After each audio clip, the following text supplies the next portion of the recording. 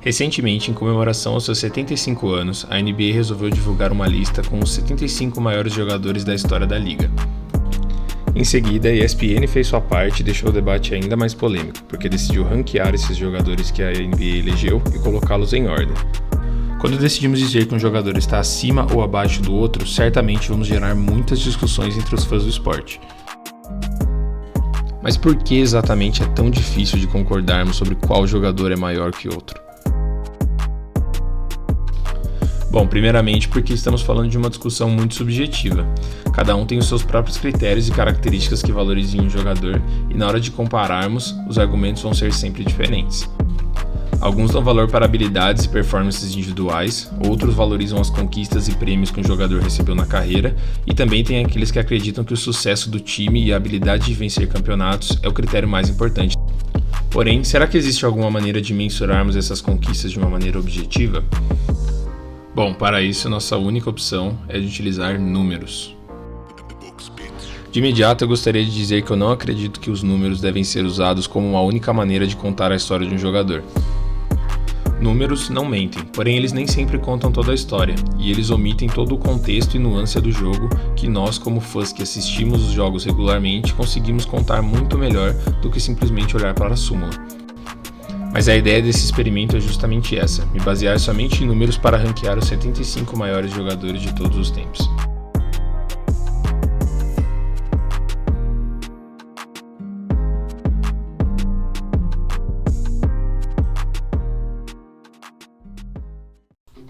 Bom, antes de começar a explicar como a minha lista vai funcionar, eu gostaria de dizer de onde veio a minha ideia de começar esse experimento. Eu tirei a inspiração de um dos meus canais favoritos de NBA atual. Estou falando de Jimmy High Roller. Jimmy faz muitos vídeos sobre NBA com altíssima qualidade no YouTube, e alguns meses atrás ele fez um vídeo muito parecido com esse que eu vou fazer. Porém, os critérios que o Jimmy utilizou na sua lista foram muito simples, e eu acredito que a gente poderia dar uma aprofundada a mais, e essa vai ser justamente a minha ideia com esse vídeo. Todos os meus cálculos foram feitos utilizando uma planilha de Excel que é completamente customizável, ou seja, se você discordar no peso que eu dei para certos critérios, você pode simplesmente baixar a planilha e alterar os valores conforme a sua preferência. Se você quiser ver somente os resultados desse vídeo, eu vou deixar aqui o tempo para você pular. A avaliação foi feita em 3 grandes categorias: habilidade, sucesso individual e sucesso coletivo. Habilidade e sucesso individual terão um peso de 40% cada, e sucesso coletivo 20%. Mas como eu disse, esses pesos podem ser alterados individualmente conforme a sua preferência, mas para mim esses são os pesos que eu defini. A categoria de habilidades é dividida em 5 outras subcategorias: pontuação, passe, defesa, rebote e eficiência. Essa categoria vai ser a única que terá pesos diferentes para as posições. Isso acontece porque existem certas habilidades que são mais importantes para determinados jogadores. Por exemplo, um armador precisa muito mais de um bom passe do que um pivô, e um pivô precisa muito mais de um bom rebote do que um armador. É importante citar que algumas habilidades importantes ficaram de fora da lista por não existirem desde o início do jogo. O arremesso de 3, por exemplo, só foi introduzido na NBA na temporada de 1979 e 1980, então ela não pode ser contada, porque muitos jogadores jogaram em uma liga no qual essa habilidade não existia. Na categoria de sucesso individual temos 4 subcategorias: MVPs, All-NBA Teams, All-Stars e MVPs da final. E por fim, a categoria do sucesso coletivo se divide em 2 subcategorias que focam exclusivamente no desempenho do time que o jogador jogava. Ou seja, nessa categoria pouco importa como o jogador jogou para ganhar esses títulos e para ganhar essas vitórias nos playoffs, importa somente como foi o desempenho do time nessas 2 situações. Agora vamos tratar individualmente de cada uma dessas subcategorias e quais serão as estatísticas que vamos contar. Começando com a subcategoria de pontuação. Aqui temos tudo que diz respeito à habilidade de um jogador de pontuar, desde pontos por jogo, pontos totais e até a quantidade de jogos com 40, 50 e 60 pontos que o jogador teve na carreira. A subcategoria de passe é muito parecida. Temos tudo, desde o pico de assistências por jogo de um jogador, o career high, total de assistências e as temporadas com mais de uma determinada quantidade de assistências por jogo. A categoria de defesa foi um pouco mais difícil de fazer. Não pudemos contar com tocos e roubos de bola, porque esses só começaram a ser contados em meados dos anos 70, e todos os jogadores que jogaram antes não tiveram esses números contabilizados. As seleções defensivas da NBA e o prêmio de defensor do ano também são prêmios relativamente recentes.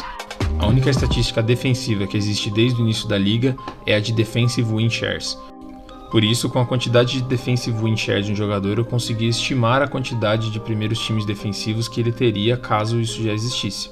E com isso eu consegui estimar a quantidade de votos que esse jogador receberia para defensor do ano. E com isso, estimar a quantidade de defensores do ano que ele teria. Tudo isso foi feito com um modelo matemático. Ele não é perfeito, mas é a melhor solução que temos para essa categoria. A categoria de rebote é muito parecida com a de passe e pontuação, contando com números totais e números por jogo. Porém, todos aqueles que contêm asteriscos são números corrigidos e deflacionados. Isso acontece porque o rebote é uma categoria que foi muito inflada em determinadas épocas da NBA, então eu tive que deflacionar e trazê-lo para a média de rebotes da época, para poder comparar quanto um jogador era bom em rebotes para a sua época. A categoria de eficiência também possui alguns números que foram corrigidos. Isso porque eu quis trazer a realidade do jogador comparado com aqueles da sua mesma posição em sua mesma época. Isso porque a categoria de eficiência varia muito conforme estamos comparando pivôs que jogam mais próximos à cesta e armadores e alas que jogam mais distantes. A categoria de sucesso individual começa com a subcategoria de MVP. Aqui, os MVPs com asterisco são aqueles que foram corrigidos para o modelo de votação da NBA atual. Isso porque, antes de 1980, o MVP era votado pelos jogadores, e isso trouxe um prêmio totalmente diferente com resultados que não se comparam com os atuais. Por isso foi feita uma correção de como seria esse prêmio caso a votação fosse feita pela mídia. Vou deixar uma planilha com esse resultado adaptado na descrição. Nas seleções da NBA o critério é bem simples, contando com o primeiro, segundo e terceiro time. No All-Star também a quantidade total de seleções, porcentagem de temporadas e a quantidade de MVPs do jogo. E por fim o MVP da final, que não tem nenhum segredo. Por fim temos as categorias de sucesso coletivo, começamos com Playoffs, que tem a quantidade de séries vencidas, aparições em finais de conferência, entre outros critérios. E uma subcategoria especial é a de títulos, contando com a quantidade de títulos que o jogador tem. Agora que já entendemos as categorias e subcategorias, vamos entender a pontuação. Todos esses números que eu citei até agora foram compilados para todos os jogadores e colocados em ordem. Vamos tomar, por exemplo, pontos por jogo. O jogador com mais pontos por jogo na história da NBA é Michael Jordan, com 30,12 pontos por jogo. Então, na categoria de pontos por jogo, Michael Jordan vai receber 12 pontos. Em segundo lugar, temos Wilt Chamberlain, com 30,07 pontos por jogo. Então, no quesito pontos por jogo, Wilt Chamberlain vai receber 11 pontos. Elgin Baylor ocupa o terceiro lugar nesse ranking e por isso ele vai receber 10 pontos. A partir do terceiro colocado, todas as outras pontuações serão feitas de maneira proporcional. Ou seja, todos os demais jogadores terão a sua quantidade de pontos por jogo feita de maneira proporcional ao terceiro colocado. Ou seja, o Kevin Durant, que tem 27,06 pontos por jogo, terá uma nota de 9,8, porque o seu total corresponde a 98% do total do terceiro colocado, que é Elgin Baylor. Esse sistema nos permite comparar os jogadores de uma maneira proporcional. Além disso, o sistema de proporcionar notas individuais para o primeiro e segundo colocado vai diminuir os efeitos da grande variação de algumas classes. O último colocado nesse quesito foi Dennis Rodman, que tem apenas 7,34 pontos por jogo, o que deu a ele uma nota de 2,6. Sem mais delongas, vamos aos resultados. Bom, assim se inicia o nosso Top 75. É interessante ver como um jogador tão novo como Joel Embiid já está à frente de algumas lendas do jogo, como Alex English, Carmelo Anthony e Pete Maravich. Aqui também temos aqueles que eram considerados os dois maiores arremessadores de todos os tempos antes de Stephen Curry aparecer, Ray Allen e Reggie Miller. Infelizmente, esses dois jogadores foram muito prejudicados pelo fato de não conseguirmos computar os arremessos de 3 na lista, porque com certeza com esse fator eles estariam em posições mais elevadas. De qualquer forma, Ray Allen conseguiu uma leve vantagem em cima de Reggie Miller, principalmente por conta dos seus 2 títulos, em Boston e em Miami. Entrando no nosso Top 65, já damos de cara com outro dos grandes pivôs da atualidade, Nikola Jokic. Detalhe importante é que esse ranking foi feito antes da temporada 2022 começar, então Nikola Jokic tinha apenas um MVP no começo dessa temporada e agora ele já tem 2, o que colocaria ele em um patamar ainda mais elevado. Aqui também temos alguns jogadores que disseram que tiveram sua posição roubada no Top 75 original e estão na frente de alguns jogadores que entraram na lista original. Por exemplo, Draymond Green, Kyrie Irving e Klay Thompson estão na frente de Damian Lillard.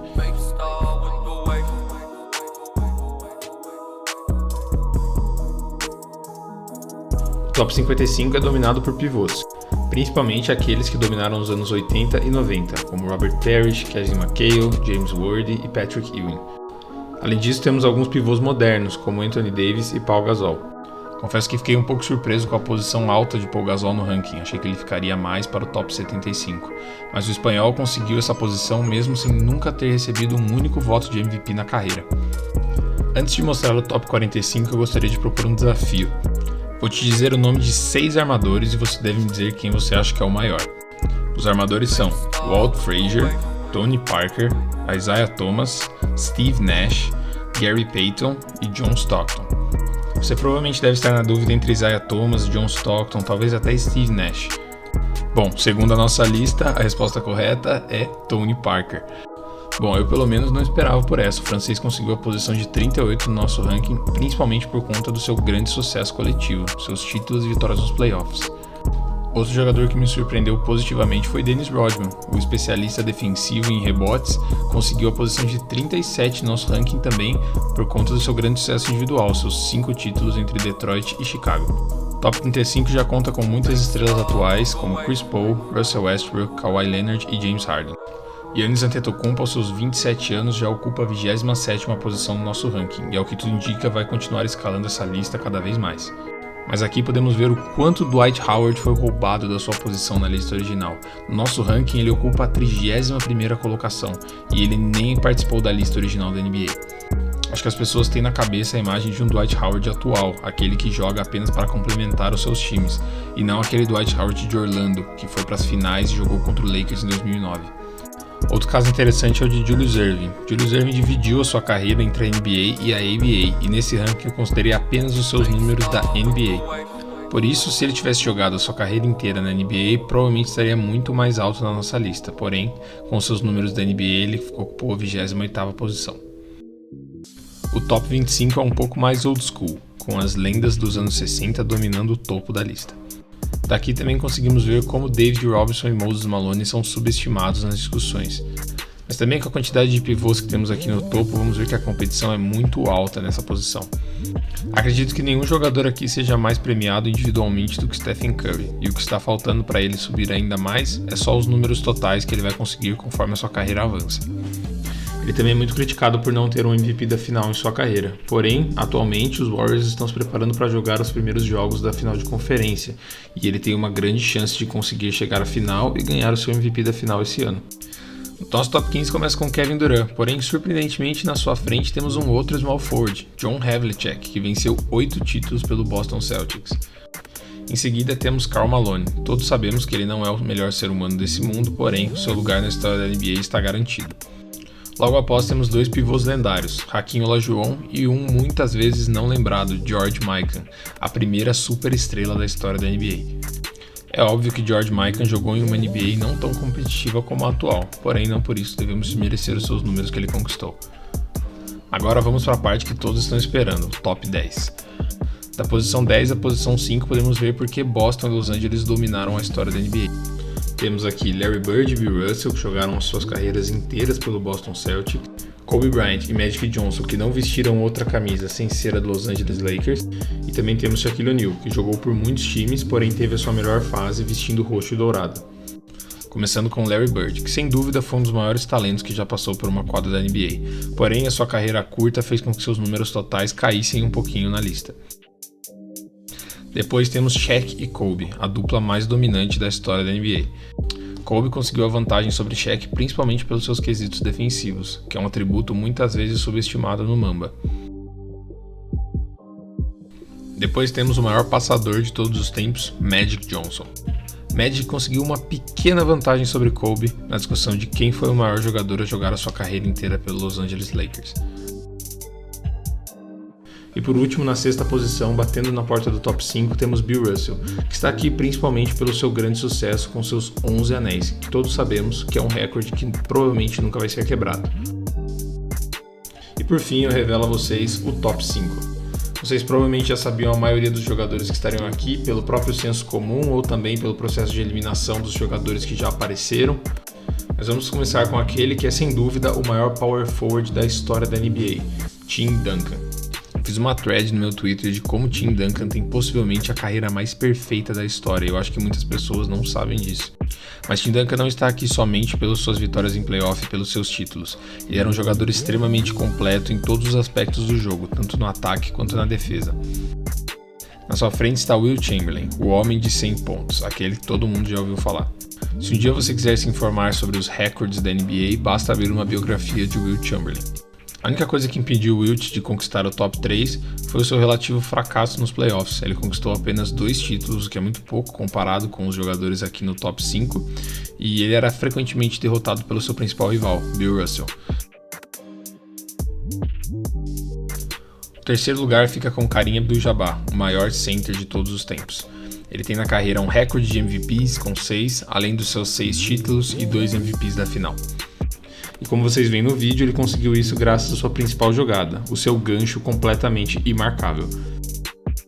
E o top 2 não podia ser diferente. Se você abrir o Twitter, o YouTube, o seu Instagram, todos vão estar discutindo quem é maior, LeBron James ou Michael Jordan. A minha opinião não cabe aqui. O que dizem os números é que Michael Jordan ainda está acima de LeBron James nessa lista, por 0,11 pontos apenas. Nessas discussões o que não falta são sentimentos envolvidos. Tem aqueles que viram Michael Jordan jogar e dizem que aqueles que não viram nunca vão saber o tamanho que foi o fenômeno Michael Jordan, e tem aqueles que preferem LeBron e dizem que aqueles que preferem Jordan são apenas saudosistas e que não acreditam no tamanho da grandeza de Jordan. Aqui no nosso experimento a resposta é clara: Michael Jordan ainda é maior do que LeBron James. E é impressionante olhar para os números e ver como Jordan combina uma carreira extremamente vencedora com um perfil de jogo totalmente completo e imparável. Mas todos sabemos que LeBron está indo para sua 20ª temporada e continua escrevendo sua história, ou seja, ele pode muito bem virar esse jogo.